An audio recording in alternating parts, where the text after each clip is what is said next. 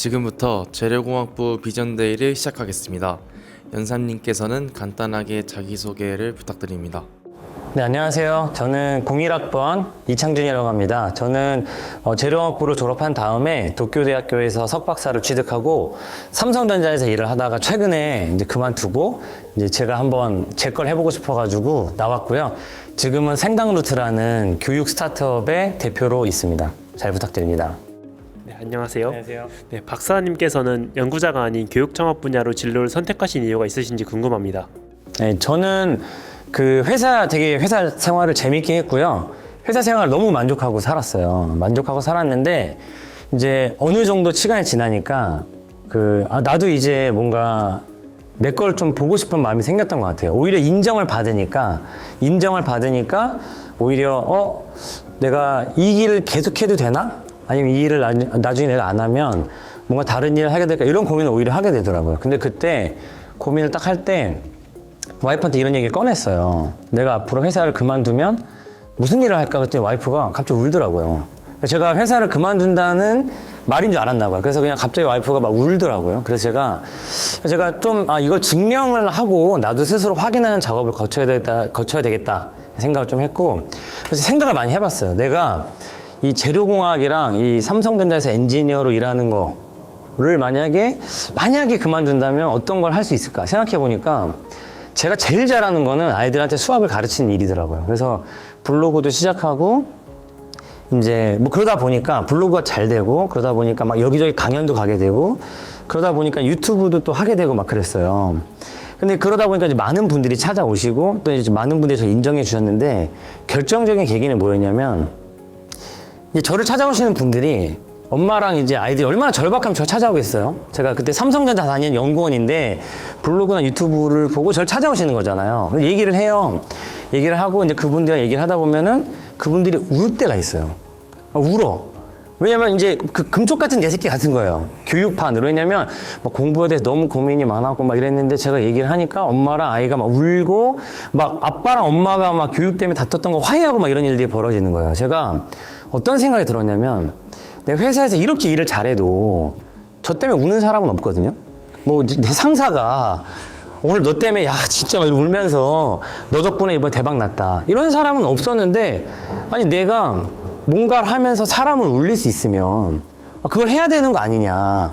내가 얘기를 했더니 사람이 울어.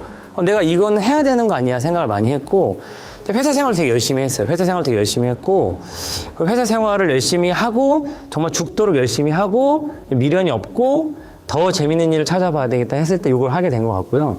저한테 되게 자연스러웠던 것 같아요. 근데 오히려 어떻게 하던 일을 포기할 수 있었느냐가 저한테는 더 많은 사람들이 궁금해하는 부분인데 이런 작업들을 오래 하다 보니까 자신 있게 그만둘 수 있었던 것 같아요. 포기해도 내가 사람 울릴 수 있는 사람인데 뭐 까짓 거 이렇게 좀 생각할 수 있지 않았을까? 생각이 듭니다. 대답이 된 거죠? 네. 네. 박사님께서는 수학 교육에 관한 영상을 유튜브에 꾸준히 업로드해 오셨습니다. 한 편의 영상이 업로드되기까지의 과정과 그 주제를 선정하시는 기준이 궁금합니다.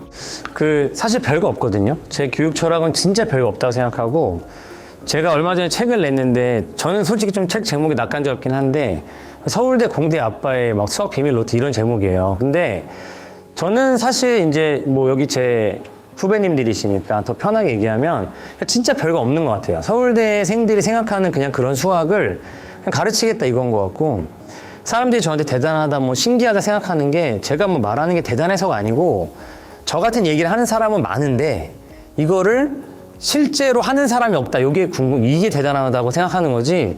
제가 하는 말이 이게 대단하다고 생각 안 하는 것 같아요. 제가 여기 서울대 다니면서 친구들하고 했던 얘기들이고 서울대 다니는 아빠들이 자기 자식한테 가르치고 싶은 그냥 그런 방식인데 저는 그냥 그걸 그대로 하는 것 같고 다만 이제 그것들을 제가 확인을 오래 했죠. 이게 정말 통하고 애들이 정말 수학을 좋아하게 만들 수 있느냐 고민을 많이 했는데 그 비결은 결국은 그냥 질문하고 기다리고 혼자 생각하게 기다리고 근데 못 기다리잖아요 한국이.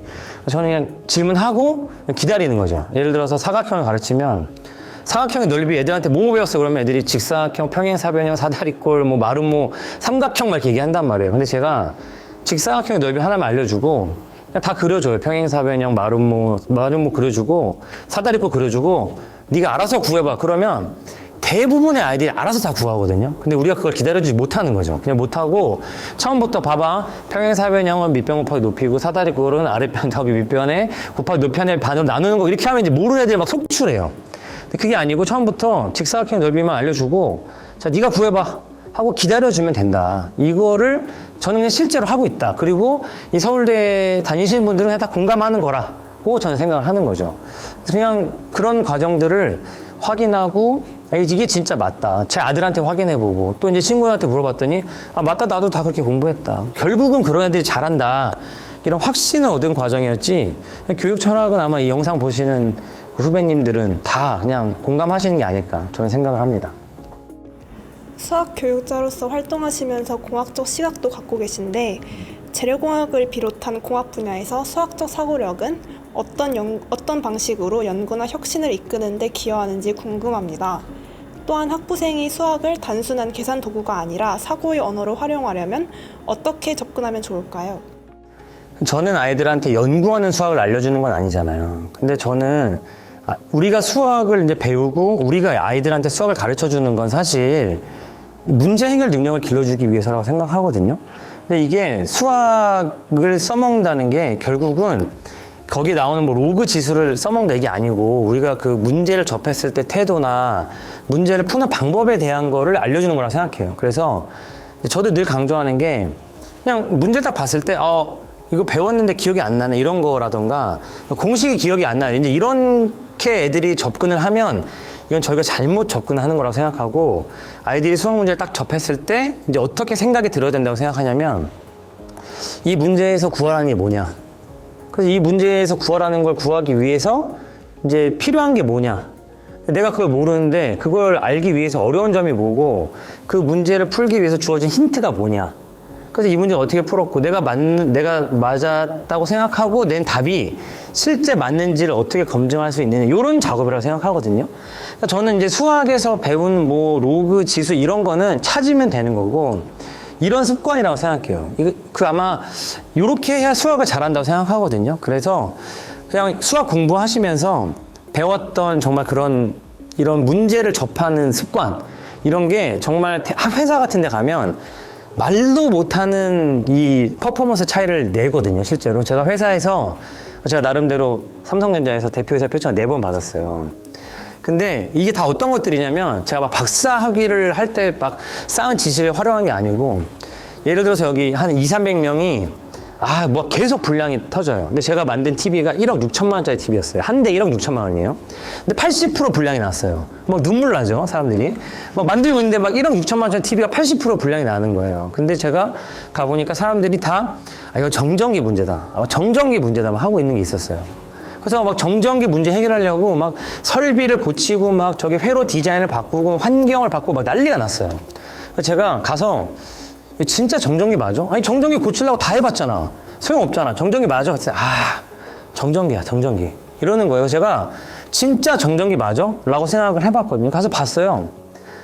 가서 봤더니 이게 뭔가 막 거기 막 그 작업을 할 때 막 얼음 같은 게 맺히더라고요. 그래서 얼음이 맺혀? 그래서 이게 얼음이 맺힌다는 거야. 너무 차갑다는 거 아니야?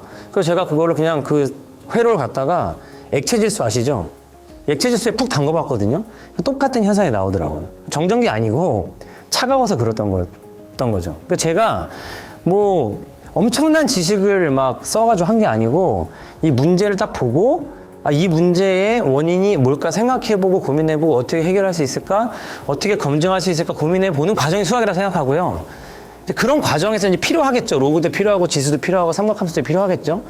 그렇게 훈련한 아이들이 회사 같은 데 가면 정말 날아다닌다. 저는 생각합니다. 네. 실제로 이렇게 말하면 내가 날아다녔다는 것 같이 느껴지네. 근데 잘 한 것 같아요. 이런 걸 활용해서. 대답이 됐나요? 네. 학부 시절 진로 결정에 가장 도움이 되었던 경험이 궁금합니다. 예, 다른 선배님들이 좋은 말씀 많이 하셨을 것 같아가지고 저는 제가 조금 특이했던 거를 말씀드리면 그 당시엔 그게 특이한지 몰랐는데 여기가 이제 교수 연구동이란 말이에요. 교수 연구동인데 이제 여기 학생들 잘 안 지나갈 것 같아요. 근데 저는 학부 때 여기 지나가잖아요. 그러면은 제가 아는 교수님들이 있으면 그냥 똑똑똑 하고 네 하면 들어가서 안녕하세요 교수님 놀러 왔습니다 하고 앉아가지고 한 30~40분씩 얘기하고 갔던 것 같아요. 그냥 수업을, 그러니까 아예 모르는 교수한테 못 가고 수업을 들어봤거나 얘기해봤거나 아니면은 뭐, 저는 이렇게 막 재료공학 기독인 모임 이런 것도 했었는데 거기서 만났던 교수님들 그냥 지나가다 이렇게 제실 돼 있잖아요. 똑똑똑 교수님, 안녕하세요. 그러면 이제 들어가가지고 교수님들이 엄청 잘해주세요. 근데 가서 그 학부생이 들을 수 없는 얘기죠, 사실 수업 시간에. 뭐 교수님이 뭐 딸을 이렇게 기르고 있고, 뭐 나도 옛날에 뭐 박사를 하려고 했는데 뭐 이랬고, 뭐 대학원 생활이 어땠고, 그 다음에 야, 너 사실, 야, 반도체는 어때요? 야, 반도체 뭐 이런 얘기도 해주시고, 야, 너 생화학 꼭 들어라. 이런 말씀도 많이 해주시고 했던 것 같거든요. 근데 그런 것들이 되게 많이 쌓인 것 같아요. 그러니까 얘가 진로를 결정하려고 할 때 막막하잖아요. 정보가 없단 말이에요. 근데 그럴 때 참고할 수 있는 얘기들을 진로를 결정해야 되는 시기에 듣는 게 아니고 그냥 평소에 쌓아두는데 그게 사실은 이제 뭐 친구들끼리만 해서는 좀 들을 수 없는 얘기들, 뭐 교수님 뭐 이렇게. 근데 그런 게 습관이 된 것 같고 나중에 그래서 제가 이제 철강공학을 전공했으니까 철강공학을 좀 해보고 싶잖아요. 철강공학 해보고 싶어. 그러면 이거를 어떻게 하면 좀 내가 철강공학에 대해서 좀 더 이해할 수 있을까 생각해봐가지고 뭐 예를 들면 포스코에 있는 형님한테 전화해서 형님 잘 지내시죠? 저 거기 한번 좀 견학 좀 시켜주시면 안 돼요? 형님이 저 불러가지고 하루 쫙 잡아가지고 포스코 쫙 보여주시고 이런 과정들이 굉장히 도움이 많이 된 것 같아요. 뭘 공부하고 뭐 알아보고 이런 것보다 그냥 되게 스스럼 없이 궁금한 걸 물어보고 그 사람한테 이제 얻을 수 있는 정보들을 뭐 막, 정보를 빼내야지 이게 아니고 그냥 가서 얘기하고 그냥 그 사람의 노하우를 내 걸로 만들고 그러려면 이제 또 그분들을 존경하는 마음도 좀 있어야 되고 예.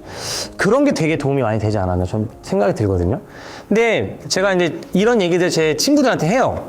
이제 뭐 제 친구들 중에 교수들도 있고 막 얘기하면 야, 요즘 애들은 안 그러지. 그러면 친구들이 뭐라고 하냐면 예전에도 안 그랬어. 너만 그랬어. 그러긴 하더라고요. 근데 정말 도움이 많이 된 것 같아요. 한번 해보시면 좋을 것 같고 교수님 되게 무서워 보일 수 있잖아요. 엄청 잘해주세요. 교실을 찾아가가지고 그 사무실 찾아가서 교수님 안녕하세요. 놀러 왔습니다. 그러면은 앉아. 뭐 해가지고 뭐 과자도 주시고 뭐 갑자기 책도 한 권 주시고 막 그랬던 것 같아요. 그게 되게 기억에 남아요. 네.